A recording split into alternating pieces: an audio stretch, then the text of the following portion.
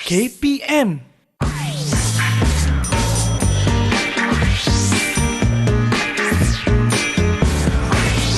Didik TV KPM. Salam sejahtera calon-calon SPM. Saya Chris MJ, temankan anda di slot Sukses SPM Pecutan, di mana hari ini kita akan fokus pada mata pelajaran matematik tambahan. Okey, siapa nak skor? Siapa nak skor untuk mata pelajaran ni? Okey, angkat tangan. Nak skor kan? Okey, kalau nak skor, jom kita persilakan guru untuk episod kali ini.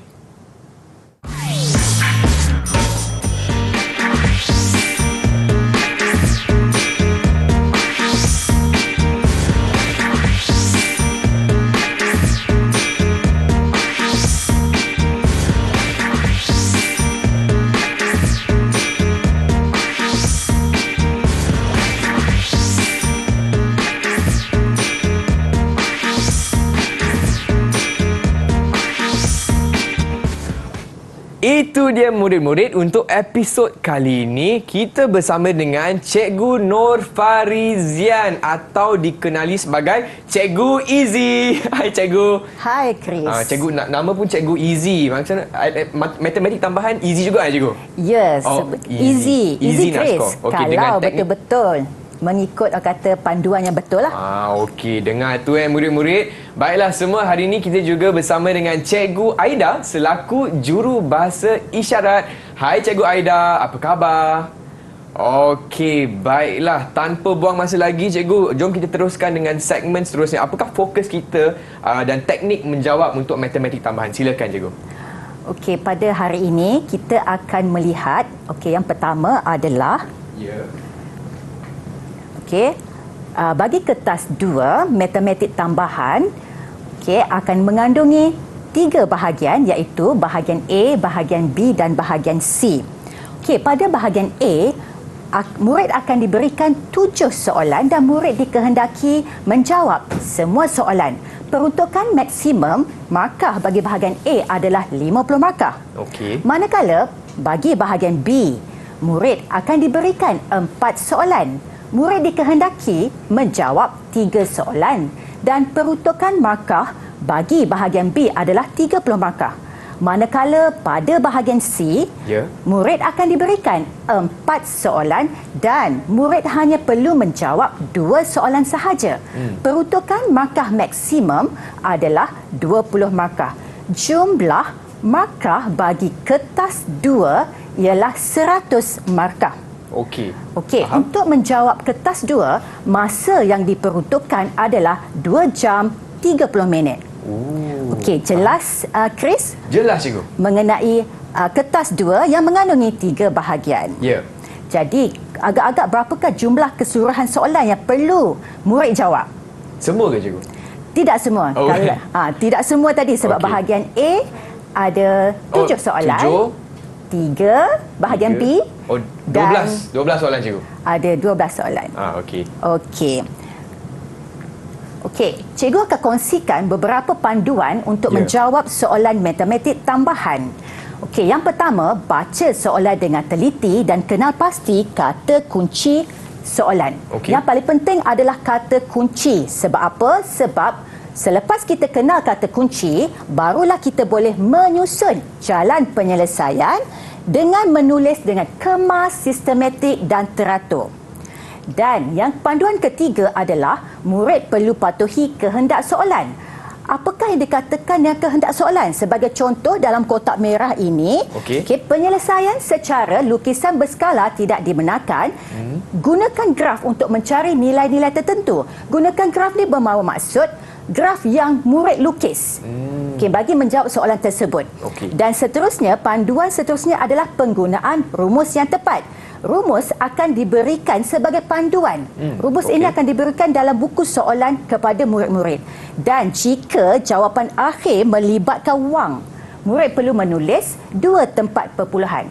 Dan pada paparan adalah separuh sahaja rumus yang cikgu bawa ke studio hari ini. So, yang ini akan diberilah Cikgu? Yang ini akan diberi sebagai panduan kepada murid-murid nanti. Cikgu. Bagaimana pula dengan penggunaan kalkulator Cikgu? Atau mesin kira? Kalkulator ada murid boleh bawa masuk kalkulator ke dewan, cuma kalkulator ini hanya membantu murid untuk jalan kerja pengiraan sahaja dan menyemak jawapan, Chris. Okey. Baiklah, terima kasih cikgu. Baik, itu dia fokus kita untuk hari ini, matematik tambahan kertas 2. Tapi murid-murid, kita akan berehat sebentar. Jangan ke mana-mana, kembali lagi Didik TV KPM. Didik TV KPM. Didik TV KPM. Salam sejahtera murid-murid, anda sedang menonton slot Sukses SPM Pecutan bersama saya Chris MJ dan juga Cikgu Izzy untuk matematik tambahan kertas 2. Baiklah Cikgu Izzy, apakah fokus kita untuk segmen seterusnya? Okey, terima kasih Chris. Pada hari ini kita teruskan dengan soalan contoh yang pertama yang melibatkan persamaan serentak. Jadi soalan kita, kata kunci di sini adalah selesaikan persamaan serentak 2x tambah y sama dengan 1 dan 2x kuasa 2 tambah y kuasa 2 tambah xy sama dengan 5. Berikan jawapan anda betul kepada 3 tempat perpuluhan. Jadi di sinilah yang cikgu nak tekankan kata kunci, iaitu selesaikan dan menulis jawapan kepada 3 tempat perpuluhan. Di paparan terdapat 2 persamaan diberikan. Murid perlu mengenal pasti persamaan adakah persamaan yang diberikan persamaan linear ataupun persamaan tak linear. Jadi dekat paparan cikgu dah tulis persamaan 2x tambah y sama dengan 1 merupakan persamaan linear. Dan 2x kuasa 2 tambah y kuasa 2 tambah xy sama dengan 5 adalah persamaan tak linear. Faham? Okey. Jadi hari ini untuk menyelesaikan kedua-dua persamaan ini, untuk mencari nilai pemboleh ubah x dengan y ini, cikgu menggunakan kaedah penggantian. 2x tambah y sama dengan 1 kita label sebagai persamaan pertama, manakala 2x kuasa 2 tambah y kuasa 2 tambah xy sama dengan 5 sebagai persamaan kedua. Dan kita perlu memilih salah satu pemboleh ubah untuk dijadikan sebagai perkara rumus. Sekarang kita jadikan y sebagai perkara rumus dan persamaan y sama dengan 1 tolak 2x ini kita jadikan sebagai persamaan ketiga. Maka persamaan ketiga ini kita perlu ganti ke dalam persamaan 2, iaitu persamaan tak linear. Okey, perhatikan di sini. Kalau ikutkan perhatikan anak panah, y kuasa 2 cikgu telah gantikan dengan 1 tolak 2x dan berhati-hati perlu dikuasa 2-kan. Okey, faham. Okey. Tambah x dan sekali lagi y perlu diganti dengan 1 tolak 2x sama dengan 5. Jadi murid-murid perlu melakukan proses pengembangan sehinggalah mendapat persamaan kuadratik dalam bentuk am. 4x kuasa 2 tolak 3x tolak 4 sama dengan 0. Untuk menyelesaikan persamaan ini, murid perlu menggunakan rumus kuadratik, iaitu x sama dengan negatif b tambah tolak punca kuasa 2 b kuasa 2 tolak 4 AC per 2a. Okey, rumus ini akan diberikan dalam senarai rumus. Nasib baik cikgu. Jadi murid hanya perlu menulis, dan di sinilah penekanan cikgu, murid perlu menulis terlebih dahulu rumus sebagai panduan. Faham? Okey, jadi bagaimana kita jadi daripada persamaan kuadratik kita kena pasti nilai a, nilai B dan nilai C. Dan setiap nilai A, B, C ini kita ganti ke dalam rumus kuadratik. Faham? Okey, di sini cikgu nak beri penekanan. Okey, disebabkan rumus kita bermula dengan negatif, nilai B kita pun negatif. Jadi, ganti terlebih dahulu, tulis satu persatu. Okey, dan terdapat operasi tambah dan tolak di sini. Jadi, murid perlu menulis pecahan, perlu pecah kepada 2 bahagian lah. 1 untuk operasi tambah dan 1 untuk operasi tolak. Dan di sinilah yang cikgu bagi tahu tadi, penggunaan kalkulator di sini untuk membantu pengiraan murid-murid. Okey, jadi pengisian setiap nilai ABC telah dilakukan. Jadi, menggunakan kalkulator, kita akan mendapat nilai X sama dengan 1.443 dan jawapan akhir mesti ditulis 3 tempat perpuluhan. Ini jawapan pertama untuk nilai X yang pertama.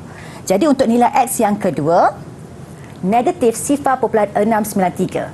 Masih lagi perlu ditulis 3 tempat perpuluhan. Okey, pemboleh ubah persamaan ini ada X dan Y. Ya. X kita dah dapat, Chris. Ya. So, untuk mendapatkan nilai Y, Kita terus gantikan nilai X dalam persamaan pertama. Betul tak, cikgu? persamaan ketiga, Chris. Persamaan ketiga. Terlindung sikit kan, betul. persamaan ketiga. Y. Y sama dengan 1 tolak 2X. Jadi, nilai X kita ganti 1 tolak 2 kurungan 1.443. Jadi, kita mendapat nilai Y yang pertama iaitu 2.386. Okey, dan untuk mendapatkan nilai Y yang kedua, sama juga, Chris. Kita ganti ke dalam persamaan ketiga. Jadi kita mendapat jawapan negatif 1.886. Dan ingat, arahan soalan adalah jawapan mesti 3 tempat perpuluhan. Okey. Jadi ini adalah penyelesaian bagi soalan contoh 1 kita. Selesai, cikgu. Selesai. Okey, seterusnya, Chris. Okey. Okey, kita tengok soalan contoh kedua yang melibatkan logaritma dan set. Soalan A, adakah punca kuasa 2 0.25 suatu set? Justifikasikan jawapan anda. Dan soalan B yang pertama, buktikan logaritma asas AB sama dengan logaritma asas CB per dengan logaritma asas CA. Soalan B yang kedua adalah seterusnya ungkapkan logaritma asas 3H tambah logaritma asas 9K sebagai satu logaritma tunggal dalam asas 3. Untuk menyelesaikan soalan A, Ya. kata kunci dekat sini sebenarnya adakah. Jadi kalau adakah, jawapan dia ya, Atau tidak, tidak. atau ya atau bukan. Okey. Jadi cuma ada lagi kata kunci di sini adalah justifikasikan jawapan anda. Okey. Murid perlu tunjukkan dulu jalan kerja. Okey, kalau ikutkan jalan kerja dekat sini, setelah kita buat pertukaran, punca kuasa 2 0.25 sama dengan punca kuasa 2 25 per 100 sama dengan 5 per 10 dan dipermudahkan 1 per 2. Okey, dan dia merupakan bukan set. Bukan set, itu jawapan yang pertama. Dan perlu disokong dengan justifikasikan jawapan anda. Alasan kenapa dia bukan set. Kerana 1 per 2 adalah nombor nisbah. Okey. Dan bagi soalan pertama B, buktikan. Pada paparan, cikgu letakkan 3 hukum blok yang dijadikan panduan. Okey, murid boleh jadikan panduan. Jadi kalau dalam semasa SPM nanti, murid boleh merujuk hukum ini pada senarai rumus. Okey, dah diberilah. Okey, sudah diberi. Jadi, kita akan andaikan logaritma asas AB sebagai X. Okey. Dan daripada persamaan logaritma tadi, kita tukarkan dia kepada persamaan indeks di mana asas kita adalah A dan dia akan jadi asas A kuasa X sama dengan B. Tukar ke bentuk indeks. Okey. Okey, langkah seterusnya, disebabkan kita nak buktikan dia sama dengan logaritma asas C, maka kita akan tambahkan logaritma asas C kiri dan kanan supaya dia berlaku keseimbangan di sini. Okey. Dan kita seterusnya kita akan menggunakan hukum yang ketiga. Hukum ketiga ni adalah hukum kuasa log. Okey, hukum kuasa log di mana kuasa okey akan ditulis di depan perkataan log dan seterusnya kita akan jadikan X sebagai perkara rumus. Jadi logaritma X sama dengan logaritma asas CB per logaritma asas CA. Faham? Okey, dan terbuktilah, Chris. Ya. Sebagaimana kehendak soalan di mana kita ganti baliklah X yang kita katakan tadi dengan logaritma logaritma asas AB. Okey. Jadi terbukti. Okey. Dan seterusnya kita tengok bagaimana untuk menjawab soalan B yang kedua, ungkapkan logaritma asas 3H tambah logaritma asas 9K sebagai satu logaritma tunggal dalam asas 3. Kata kunci di sini adalah asas 3. Okey. Jika diperhatikan, okey, asas yang diberikan adalah berbeza bagi sebutan pertama dan sebutan kedua. Ya. Jadi untuk menyelesaikan soalan logaritma, semua asas asas bagi setiap sebutan mesti sama. Ya. Okey. Dan kata kunci satu lagi adalah seterusnya. Jadi kita boleh menggunakan rumus yang diberikan daripada B1 tadi. Maklumat yang pada B1. Ya. Kita akan menukarkan sebutan kedua logaritma asas 9 ini menggunakan rumus dalam kotak kuning. Faham? Jadi kalau ikutkan sekarang ni, logaritma asas 3K per dengan logaritma asas 39. Okey. Ketiga-tiga sebutan dah dah mempunyai asas yang sama, iaitu Betul. 3. Okey. Jadi yang ini logaritma asas 39 kita perlu tukar sekali lagi. Sebab apa? 9 kita boleh tukar jadi asas 3 kuasa 2. Okey. Okey, masih lagi nilai dia sama. Okey, dan di sini kita akan menggunakan hukum yang ketiga sekali lagi. Kuasa 2 ni kita akan tulis di depan logaritma asas 3. Okey, dan dekat sini kita gunakan hukum kuasa lah. Hukum kuasa itu hukum yang ketiga. Hukum ketiga Okey, hukum ketiga. Dan kita akan satu lagi tips panduan dekat sini adalah logaritma asas 3 ni nilai dia 1. Asas dan nilai dia sama, dia akan memberi nilai dia 1. Faham? Okey. Dan kita akan menulis jalan kerja seterusnya 1/2 logaritma. Okey, yang ni 1/2 logaritma asas 3K, dan kita akan menggunakan hukum yang ketiga sekali lagi di sini, di mana kuasa kita naikkan 1/2 kita naikkan sebagai kuasa. Ya. Dan kita menggunakan untuk meringkaskan supaya jadi log tunggal ni. Sekarang ni kita ada 2 log. Betul. Jadi untuk menulis log tunggal, kita menggunakan hukum yang pertama. Hukum yang pertama. Okey. Sebab dia tambah, jadi kita akan menulis H darab dengan K kuasa 1/2. Okey. Dah selesai lah cikgu? Dah selesai untuk jawapan ini. Jadi Okey. kita dah menulis dalam logaritma tunggal lah. Okey, baiklah murid-murid semua faham tak?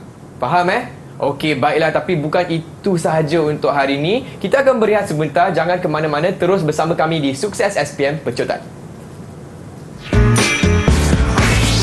Didik TV KPM. Didik TV KPM. Apa khabar semua? Salam sejahtera. Saya Chris MJ temankan anda di slot Sukses SPM Pecotan bersama dengan Cikgu Easy untuk mata pelajaran Matematik Tambahan Kertas 2. Baiklah Cikgu Easy, murid-murid di rumah pun dah sedia, dah semangat nak belajar teknik menjawab soalan Kertas 2. Apa kata kita teruskan dengan sesi pecotan kita, Cikgu? Silakan. Okey, terima kasih Chris. Untuk bahagian B, ini cikgu mengambil contoh soalan untuk bahagian B yang melibatkan tajuk hukum linear dan geometri koordinat. Okey, soalan contoh keempat. Okey, pada paparan, jadual menunjukkan nilai-nilai bagi pemboleh ubah X dan Y. Jadi akan diberikan satu jadual X dengan Y, dan dia akan melibatkan satu persamaan, iaitu persamaan dekat sini Y tambah punca kuasa 2H sama dengan K kuasa 2 per X. Okey, dan perhatikan persamaan diberi dengan keadaan H dan K ialah pemala. Okey, dan untuk soalan ini akan ada pecahan A dan B. A dan B. Jadi cikgu akan bincangkan soalan A terlebih dahulu. Okey, soalan A adalah kehendak soalan plot XY melawan X. Kalau kita ingat balik, jadual yang diberikan hanya X dan Y. Jadi kita perlu membina jadual baharu. Okey, jadual baharu di mana X kita kekalkan sebab plot XY melawan X. Cuma kita kena mencari nilai yang baharu X, Y. Jadi kita perlu membuat pendaraban nilai X dengan Y daripada jadual asal kita. Faham? Okey, jadi di sinilah penggunaan kalkulator, pendaraban nilai X dan Y. So ini jadual baharu kita, dan kehendak soalan adalah sebab dia suruh kita plot XY melawan X menggunakan skala 2 cm kepada 1 unit pada paksi X. Jadi penekanan cikgu kat sini adalah mesti ikut arahan soalan 2 cm kepada 1 unit, 2 cm kepada 1 unit. Jadi paksi X adalah paksi yang mengufuk. Jadi menggunakan graf yang diberikan nanti, paksi mengufuk 2 cm kepada 1 unit. Okey, 2 cm kepada 1 unit, jadi 1, 2, 3, 4, 5, 6. Dan keseragaman unit di sini sangat penting. Kalau satu unit 1, 2, 3, 4, 5, 6. Okey, untuk paksi X. Okey, dan arahan kedua adalah 2 cm kepada 0.5 unit pada paksi Y. Pada paksi XY. Okey, pada paksi XY iaitu paksi menegak kita 0.5 unit. 0.5 unit. Jadi 0.5, 1.0, 1.5. Cuma di sini kita perlu tambah satu nilai negatif 0.5. Kenapa? Sebab terdapatnya nilai XY ada negatif. Jadi kat sini murid-murid kena prihatinlah. Okey, kena berhati-hati jika ada negatif. Jadi kena perlu masukkan nilai negatif pada paksi. Okey, faham? Okey, setelah selesai melukis paksi menegak dan mengufuk, kita akan plot titik. Jadi di sini pada jadual kita dah ada 6 pasangan titik. Jadi plot titik ni murid perlu plot dengan tepat, satu persatu. Okey, so ke 6 titik cikgu dah plot. Okey. Dan arahan seterusnya, perhatikan perkataan seterusnya, lukis garis lurus penyuaian terbaik. Jadi kita kena lukis garis lurus. Okey, menggunakan pembaris panjang. Jadi cikgu nasihatkan murid bawa pembaris panjang. Kena menggunakan pembaris saja? Pembaris. Okey. Bukan secara orang kata lakaran lah. Okey, dan lukis garis sehingga sentuh paksi Y. Ini yang penting. Sila lukis hingga sentuh paksi XY lah dalam kes ni. Yes, paksi XY iaitu paksi menegak. Okey, faham. Okey, dan cikgu ingatkan sekali lagi, apakah garis lurus penyuaian terbaik? Garis ini mesti melalui banyak titik dan jika garis tersebut tidak melalui titik, titik yang tak kena pada garis itu mesti seimbang atas dua bawah. Okey, mesti seimbang.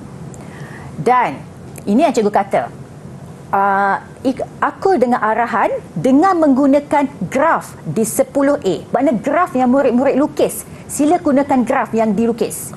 Okey, cari nilai X apabila Y kuasa 2 sama dengan 4 per X kuasa 2. Di sini, kalau kita tengok pada graf, tak ada Y kuasa 2, tak ada X kuasa 2. Betul juga. Jadi, murid kena menulis jana kerja supaya kita kena jadikan XY sebagai perkara rumus. Sebab paksi Y kita XY. Faham? Okey, kalau tadi paparan cikgu kata, okey, kat sini penggunaan hukum indeks sekali lagi. Hukum indeks. Hukum indeks. Supaya kita dapat perkara rumus kita XY. Jadi 4 ini kita punca kuasa 2, kan? Jadi kita akan dapat XY sama dengan 2. Jadi bila XY sama dengan 2, merujuk kepada paksi tegak XY. Pada nilai 2.0, kita buat garis putus-putus, sentuh garis lurus kita. Dan kita akan baca nilai pada paksi X sebab yang kita nak cari adalah nilai X. Jadi murid kita kena tulis X sama dengan 2.7 sebab soalan minta nilai X. Okey. Dan seterusnya bagi soalan B yang kedua, tulis Y tambah punca kuasa 2H sama dengan K kuasa 2 per X dalam bentuk linear. Jadi, bagaimana untuk menulis persamaan ini ke bentuk linear? Okey, panduan yang cikgu nak bagi hari ini adalah kita ikut paksi Y kita. Paksi Y kita XY. Kat sini sebutan pertama kita Y sahaja. Jadi, kita perlu mendarab setiap sebutan pada persamaan dengan X. Jadi kita akan perolehi YX tambah X punca kuasa 2H sama dengan K kuasa 2. Jadi kita jadikan YX sebagai perkara rumus. Jadi ini adalah persamaan linear kita lah. Okey, sekali lagi dekat sini, kalau Chris tengok, kita dah ada YX sama dengan K kuasa 2 tolak punca kuasa 2HX. Sebenarnya tersirat dia adalah YX adalah paksi Y. K kuasa 2 sebab dia tak ada pemboleh ubah X dengan Y, maka dia adalah nilai C iaitu nilai pintasan Y. Okey, dan negatif punca kuasa 2H adalah kecerunan iaitu simbol dia M dan X ialah paksi X. Faham? Okey, dan seterusnya kita akan mencari nilai H dan nilai K. Kalau kita perhatikan nilai K kuasa 2 adalah pintasan Y. Jadi kita akan merujuk pada graf. Sila lihat nilai dalam bulatan. Cikgu dah bulat pada graf. Jadi nilai tersebut 4. Jadi kita samakan saja K kuasa 2 sama dengan 4. Jadi K kita jadikan K sahaja. Punca kuasa 2 4 dan K sama dengan positif, negatif 2. Okey, dan untuk mencari nilai H, okey, nilai H kalau kita tengok balik daripada persamaan, dia adalah nilai kecurunan. Menggunakan rumus kecurunan, kita akan menggantikan dua titik yang kita pilih daripada graf kita. Okey, pada paparan cikgu dah letak dalam petak kuning titik yang cikgu pilih. Okey, dan titik ni kalau boleh titik yang paling jauh. Okey, jadi kita ganti dalam rumus kecurunan dua titik yang kita pilih, dan titik ni mesti titik yang berada atas garis. Okey, 1 tolak 4 per dengan 4 tolak sifar. Kecurunan kita negatif punca kuasa 2H sama dengan negatif 3 per 4. Okey, kecurunan dekat sini cikgu gantikan dengan negatif punca kuasa 2H. Sebab apa? Daripada persamaan ini, dia adalah nilai kecurunan. Faham. Okey, tapi soalan nak H sahaja. Jadi kita kuasa 2 kan kedua-dua belah, kita akan dapat nilai H. Sama dengan 9 per 16. Jadi untuk soalan ini selesailah. Lengkap kita menjawab. Faham, cikgu? Okey. Dan seterusnya, Chris, kita tengok soalan yang melibatkan geometri koordinat. Okey, kat sini arahan pertama kita dah nampak daripada atas, iaitu penyelesaian secara lukisan berkala tidak diterima. Maksud kita tak boleh conteng rajah dan bagi tahu itu jawapan kita. Tidak. Jadi kita mesti menulis jalan kerja kita langkah demi langkah juga. Okey, faham. Okey, dan soalan ini melibatkan pecahan ada soalan A1, 2 dan B1. Okey. Jadi kita baca satu persatu ya, Chris. Okey, bila ada rajah dan maklumat yang diberikan, murid perlu kaitkan. Sebagai contoh, kata kunci kat sini adalah segitiga ABC. Jadi murid boleh highlight dekat rajah. Mana segitiga ABC? Dan segitiga CDE. Okey. Dan garis lurus, kata kunci seterusnya adalah garis lurus bersilang. Garis lurus AE, yang warna hijau AE bersilang dengan BD pada titik C. Dan titik C ialah titik tengah. Jadi murid kena faham kat situ, C merupakan titik tengah bagi AE. Okey, manakala bagaimana pula dengan nisbah ini, BC, nisbah CD. Murid, kalau cikgu galakkan contenglah rajah. Okey, di mana BC sama dengan 2. Okey, jadi tulis kat situ, BC sama dengan 2. Faham. CD sama dengan 3. Okey, sebenarnya kalau tengok pada rajah, BD merupakan tembereng garis. C ialah titik yang membahagi garis BD mengikut nisbah. Jadi mengikut nisbah. Jadi kita akan label nanti 2 dengan 3 itu sebagai M nisbah N. Dan soalan yang pertama kita adalah cari koordinat D. Koordinat D berada pada garis BD. Kalau perhatikan, B kita ada koordinat, C tak ada, tapi D adalah kehendak soalan. Jadi maklumat belum cukup. Betul. Jadi kita menggunakan maklumat yang diberi, iaitu titik tengah. Rumus titik tengah. Jadi kita ambil rumus titik tengah. Sebab apa? Kita nak mencari titik C terlebih dahulu. Betul, faham. Okey. Jadi AE ada maklumat. Ada 2 nilai yang kita boleh ganti dalam rumus titik tengah. Okey, cuma berhati-hati sebab untuk yang pertama ini dia adalah melibatkan nilai X bagi kedua-dua titik. Okey, 3 tambah 7 per 2. So ini adalah rumus titik tengah. Jadi kita akan dapat nilai titik tengah iaitu 5 negatif 2. Jadi setiap maklumat dari rajah murid boleh kaitkanlah. Okey. Betul. Tapi koordinat D belum dapat lagi. Betul. Kita nak cari D kan? Nak cari D. Sekarang ni kalau cikgu lebih suka lukis lakar balik tembereng garis tu di luar. Okey, supaya lagi jelas. Okey, dengan label lah. Okey. So nisbah dah diberi. Disebabkan kita nampak C ni merupakan titik yang membahagi tembereng garis dan kita nak mencari koordinat D. Jadi kita menggunakan rumus titik yang membahagi tembereng garis.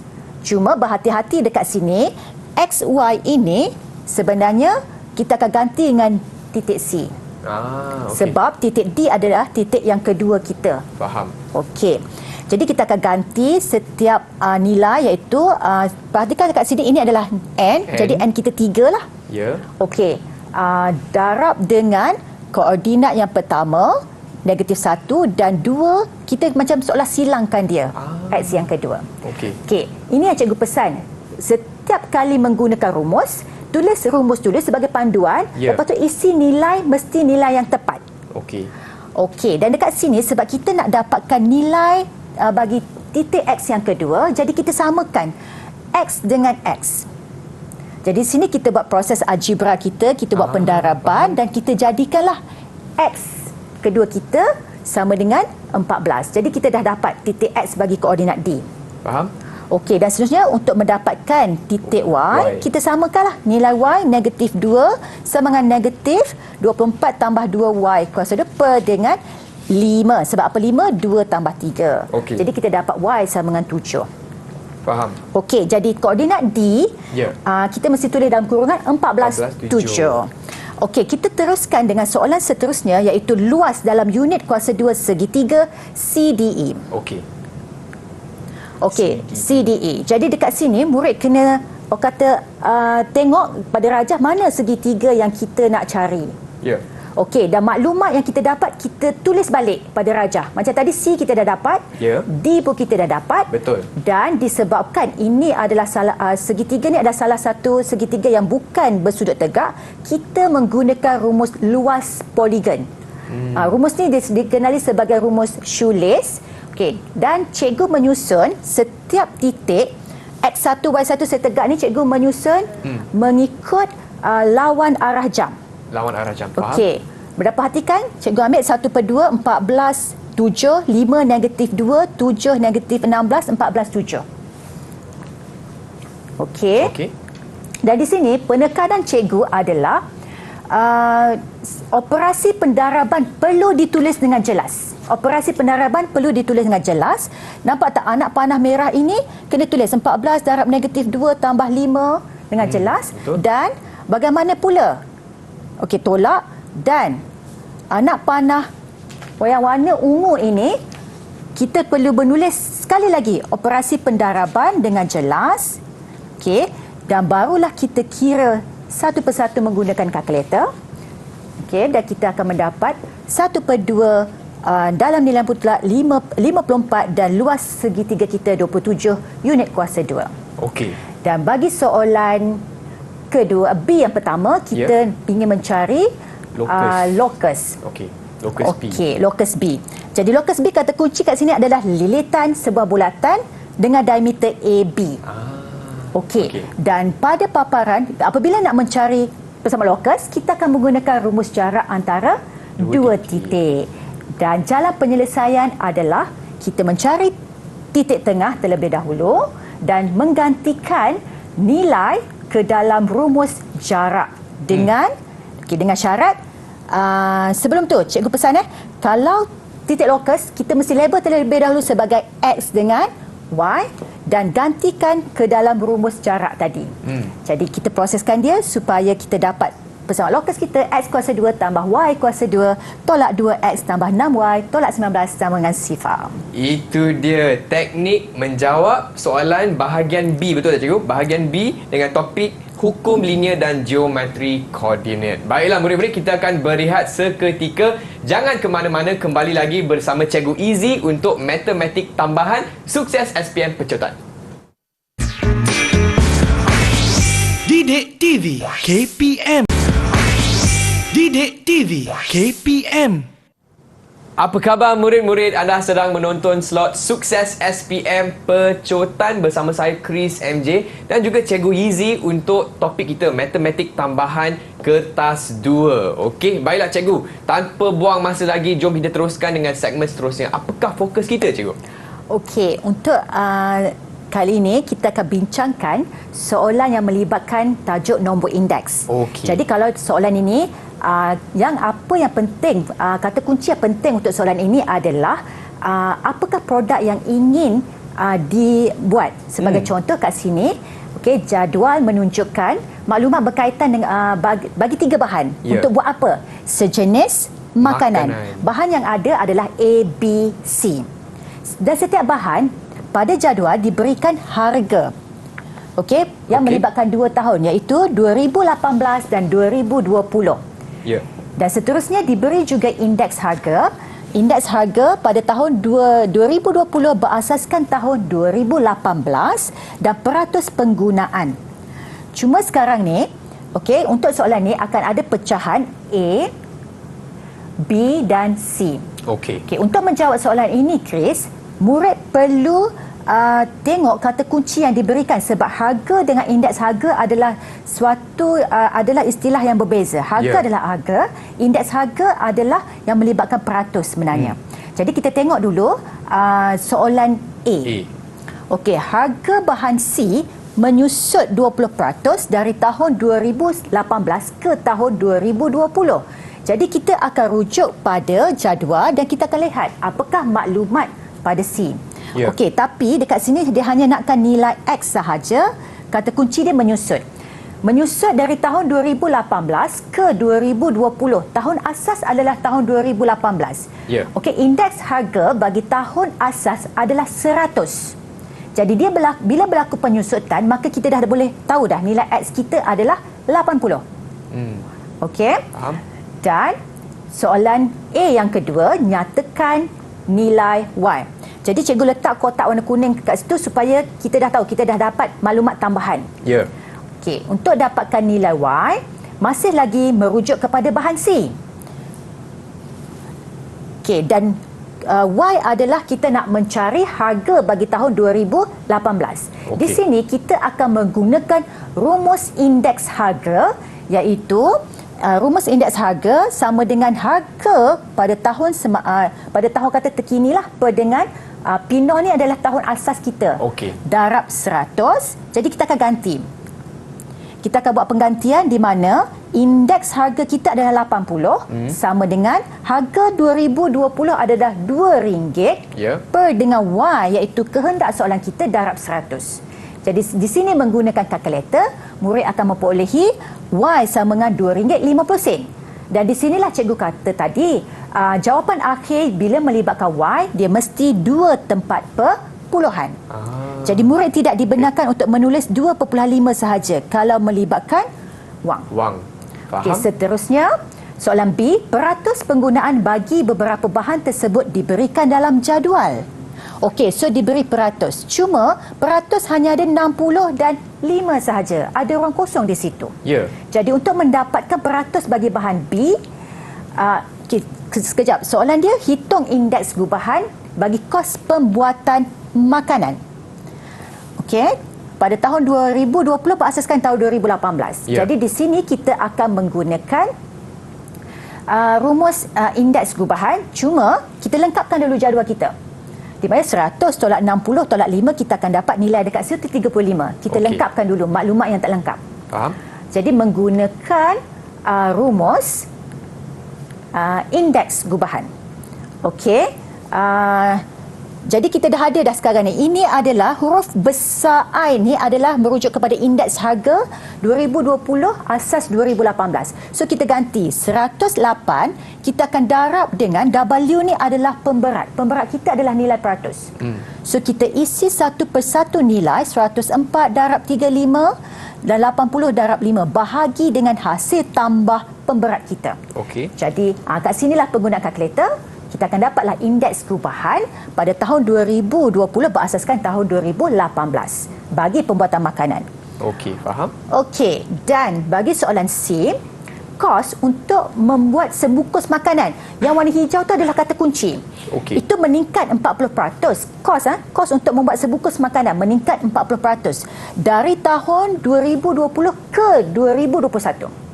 Harga jualan sebungkus makanan ialah RM43 dengan keuntungan sebanyak RM5 pada tahun 2021.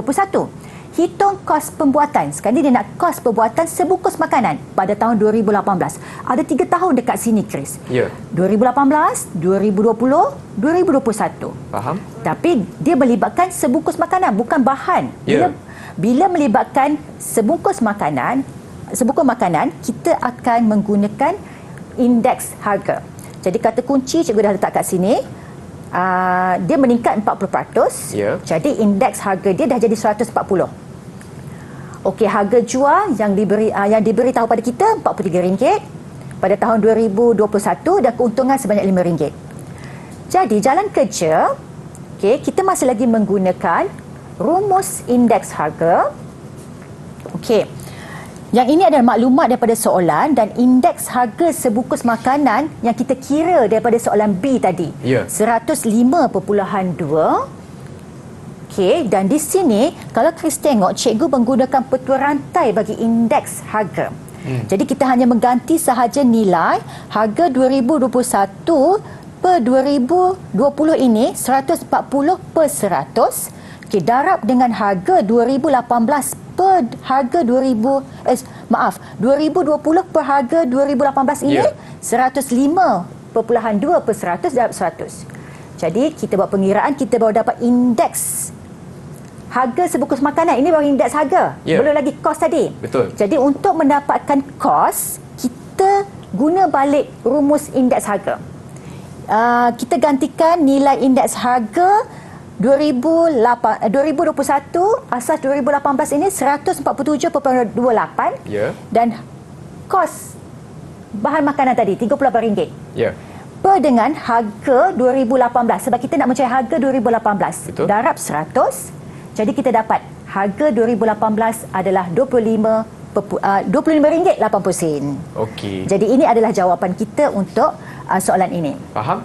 Okey, dan soalan kita ada yang melibatkan penyelesaian segitiga. Baik. Okey. Rajah menunjukkan sebuah sisi empat. Titik E ialah titik persilangan garis lurus AC. Titik E adalah titik E ialah titik persilangan garis lurus AC dan garis lurus BD. Jadi murid boleh highlight dulu bila baca soalan satu persatu. Ya. Okey, jadi untuk soalan ini ada pecahan dua soalan. Sekejap Okey, lepas tu maklumat seterusnya adalah diberi luas segitiga ABC adalah sama.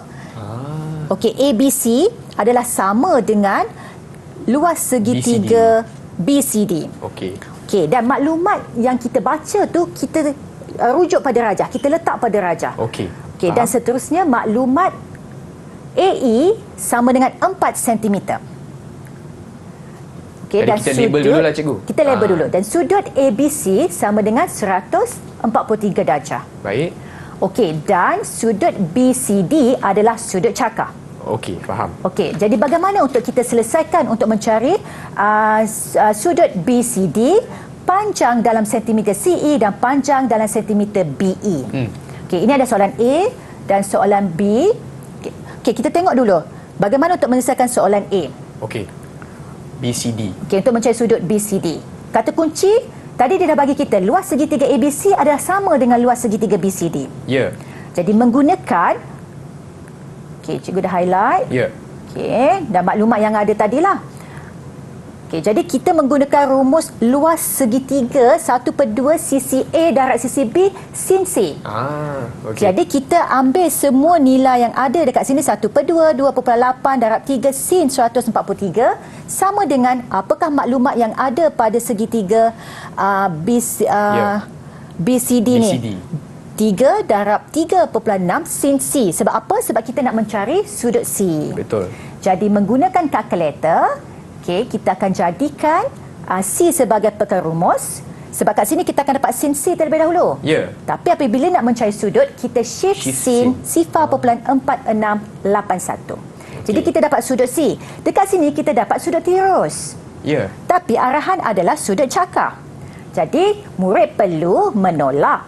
Okey, sudut C tadi 180 darjah tolak 27.91 darjah, maka kita dapat sudut bagi BCD 152.09 darjah. Okey, faham? Okey, dan seterusnya kita akan lihat bagaimana untuk mencari panjang dalam sentimeter CE. Okey, kita tengok balik apakah maklumat yang tadi dah dapat tadi dah sudut? dapat sudut C. Ya. Okey, untuk mendapatkan CE, okey, di sini kalau ikutkan kita ada maklumat, okey, sisi yang warna hijau ni 2.83 dan sudut di antara sisi tersebut. Jadi kat sini kita akan menggunakan petua cos. Jadi apabila kita dah tahu kita menggunakan petua kos, kita akan menggantikan setiap nilai sisi dan juga sudut untuk kita dapatkan terlebih dahulu sisi bagi AC, iaitu garisan sisi yang warna merah ini. Sebab apa? Sebab CE adalah sampai sini je, C kepada E ni.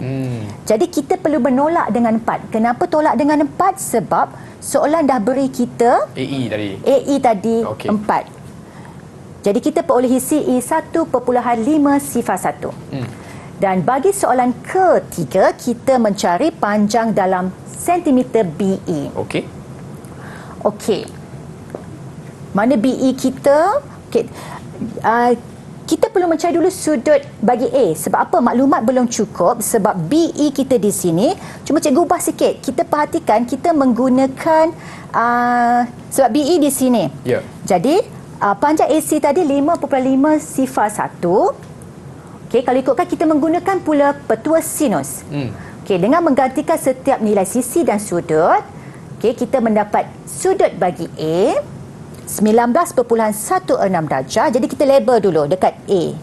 Cuma untuk dapatkan panjang BE, kita akan menggunakan petua kosinus sekali lagi sebab maklumat yang ada memenuhi petua kosinus. Jadi dengan membuat penggantian setiap sisi dan juga sudut, kita punca kuasa 2 kan 2.68 sifar 8, kita dapat panjang BE. Iaitu 1.6373. Okey. Dan bagi soalan terakhir adalah untuk lakarkan sebuah segitiga A prime, B prime, C prime yang mempunyai bentuk berbeza daripada yang diberikan dalam rajah. Dengan kata kunci ada 3 di sini, iaitu A prime, C prime mesti sama dengan AC. B prime, C prime mesti sama dengan BC dan sudut B prime sudut B prime, A prime, C prime sama dengan sudut BAC. Dan soalan seterusnya adalah nyatakan saiz sudut bagi A prime, B prime, C prime. Okey, di sini perhatikan. Okey, itu adalah maklumat yang dikehendaki. Jadi cikgu gerakkan segitiga asal. Jadi bagaimana kita nak melukis segitiga selain pada yang asal ni? Kita lukis garis yang sama panjang CB tapi kita label dengan B prime. Okey. Dan kita sambunglah garisan untuk membentuk segitiga. Dan perhatikan disebabkan garis lurus, jadi kita akan dapatkan sudut bersepadan dengan 143 tu ada 37 darjah dan sisi tadi sama. Okey, dan sudut pada B prime adalah juga 30 darjah sebab dia membentuk segitiga sama kaki di sini. Jadi kita kena nyatakan sudut A prime, B prime, C prime sama dengan 37 darjah. Okey, faham. Itu dia contoh yang terakhir untuk episod kali ini. Betul tak cikgu? Ya. Okey, tapi sebelum itu mungkin cikgu boleh kongsikan rumusan yang ringkas tentang apa yang telah kita belajar hari ini, cikgu. Silakan. Okey, yang paling penting adalah murid mesti kena pasti dulu kata kunci daripada setiap soalan. Dan selepas itu murid boleh fikir apakah kaedah ataupun penggunaan rumus yang tepat bagi soalan yang diberikan. Okey, baiklah. Dengan itu, Chris ingin ucapkan ribuan terima kasih kepada Cikgu Aida selaku juru bahasa isyarat dan juga terima kasih kepada Cikgu Izzy untuk kelas matematik tambahan kita hari ini. Sekian daripada saya, Chris MJ. Terus bersama kami di Didik TV KPM. Bye semua.